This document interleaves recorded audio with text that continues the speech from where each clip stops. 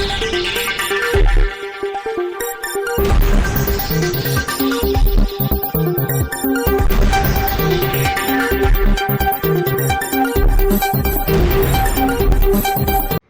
તાલુકામાં અકસ્માતના બે અલગ અલગ ઘટનાઓમાં મોટરસાયકલ ચાલક યુવકને ઈજા સારવાર માટે વડોદરા લઈ જવાયો અને અકસ્માતમાં ગોવાલી નજીક ટ્રક ચાલકે પાછળથી ટક્કર મારતા ફોર વ્હીલર ગાડીને નુકસાન।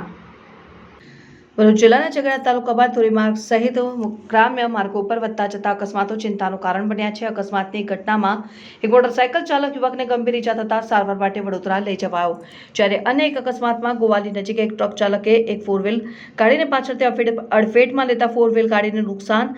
ઉમલ્લા પોલીસમાંથી મળતી વિગત મુજબ ઉમલ્લાના ફીચવાડા ખોડી આંબલી ફળિયા ખાતે રહેતો જીતેન્દ્ર વિઠ્ઠલલાલ વસાવા નામનો યુવક તારીખ 2 રોજ સાંજના કપાટ ગામે પ્રસંગમાં ગયેલ તેની પત્નીને લેવા માટે મોટરસાયકલ લઈને નીકળ્યો હતો। ત્યારબાદ સાંજના 7 વાગ્યાના અરસામાં ઢુંડા ગામ નજીક ઉમલ્લા તરફ જવાના રોડ ઉપર ઉમલ્લા તરફથી આવતી એક ફોર વ્હીલ ગાડીએ જીતેન્દ્રની મોટરસાયકલને અડફેટમાં લેતા મોટરસાયકલ રસ્તાની બાજુમાં ફેંકાઈ ગઈ હતી। આ અકસ્માતમાં માથા સહિત શરીરના અને ભાગોએ જીતેન્દ્રને ઈજાઓ થઈ હતી। ઈજાગ્રસ્ત જીતેન્દ્રને ઉમલ્લા સરકારી દવાખાનામાં પ્રાથમિક સારવાર આપ્યા બાદ રાજપીપળા સિવિલ હોસ્પિટલમાં લઈ જવાયો હતો। ત્યારબાદ વધુ સારવાર માટે વડોદરા સયાજી હોસ્પિટલ ખાતે દાખલ કરવામાં આવ્યો।